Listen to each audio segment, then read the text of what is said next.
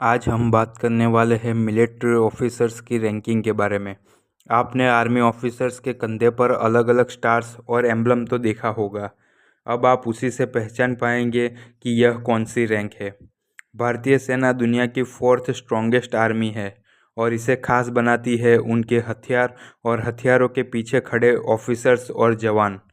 सेना में एक हायरार्की होती है जिसके मुताबिक काम किए जाते हैं। इंडियन आर्मी 3 कैटेगरीज में डिवाइडेड होती है: commissioned officers, junior commissioned officers और नॉन कमीशन्ड ऑफिसर्स। आज बात करेंगे कमीशन्ड ऑफिसर्स की, जिसमें सबसे पहला रैंक आता है लेफ्टिनेंट का। लेफ्टिनेंट के शोल्डर्स पर 2 स्टार्स लगे हुए होते हैं जो आईएमए और ओटीए से पास होने पर मिलते हैं।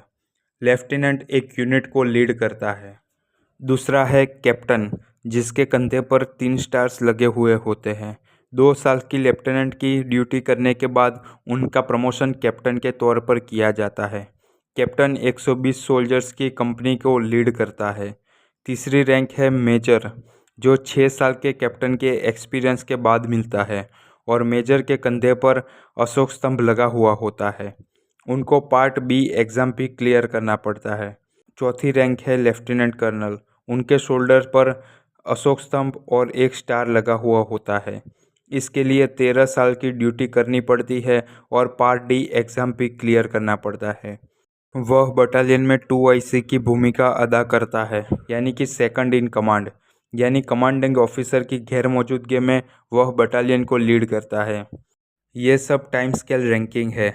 इसके बाद की रैंकिंग सिलेक्शन ग्रेड से मिलती है।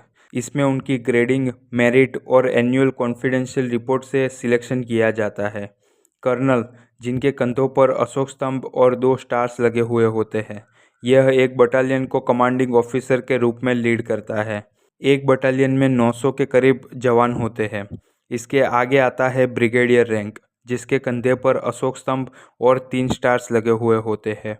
इसे 1 स्टार रैंक भी कहा जाता है, जो यूनिफॉर्म में कॉलर के ऊपर आपने देखा होगा, जो 3000 ट्रूप्स को कंट्रोल करता है, जिसमें 3 बटालियन होती है। इसके बाद आता है मेजर जनरल रैंक, जो अपने कंधे पर 1 स्टार के साथ क्रॉस बैटन और स्वॉर्ड भी लगाते हैं। ये 2 स्टार ऑफिसर होता है जो कॉलर पर लगे हुए होते हैं। मेजर जनरल एक डिवीज़न को कमांड करता है जो 15,000 ट्रूप्स से बनता है और 8,000 सपोर्टिंग स्टाफ उसमें शामिल होता है।